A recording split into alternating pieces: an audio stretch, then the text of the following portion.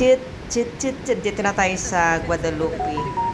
Guadalupe, ilalim. Ilalim. Ilalim. Ilalim. Ilalim. Guadalupe, ilalim tayo.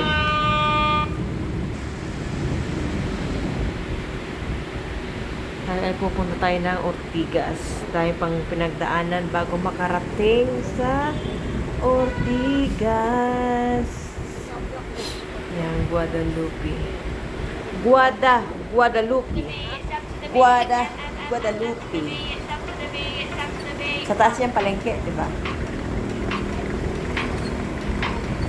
Nung nakatira pa ako sa mga atira dati sa Taguig. Ako dati dumadaan dyan ako sumasakay din. Sa Guadalupe Station. Sa mga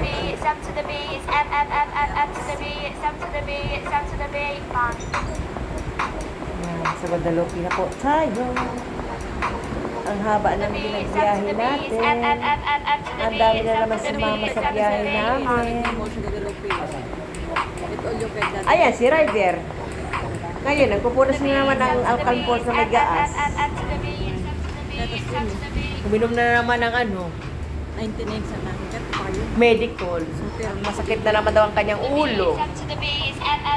Pag nagkakaedad na talaga, andyan na yung mga sakit, rheuma, arthritis, tiger palm. Yan, dito tayo dadaan. Sila pataas. Kasi ayun, ang palengke sa taas ng Guadalupe. Kami naman ay diretso, diretso, diretso. Saan ba labas na kadena to? Saan nalabas natin to? Ano? Guadalupe? Guadalupe. Saan labas na? Sa Kalayaan. Kalayaan. So, ang labas pala namin ito ay Kalayaan. Kalayaan, Kalayaan. Basta ako taga-sakay lang. Si Angkas lang. Ano to, 11:20 ng tanghali. So, kailangan bago mag-alauna kami ay makabalik dito sa San Mateo, Rizal. At ang aming mga pusa ay magagalit na naman sa amin. Yan ang daanan sa mga shortcutan.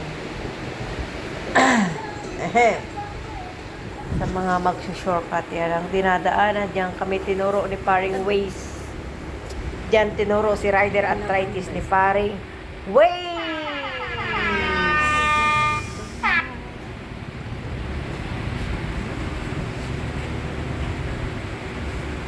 Si Paring Waze, si Paring Waze. Kasi kung dadaan tayo sa highway, medyo matraffic, saka uwian ng mga estudyante namin. Maghapon nagbiyahe, pagod. Pagod.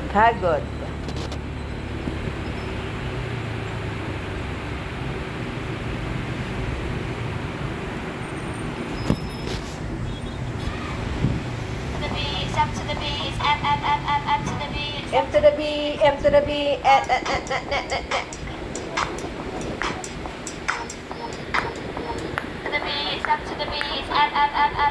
So, malapit na tayo sa Kalayaan. Kalayaan. Pupuntahan niya ang kanyang boss doon sa Kalayaan.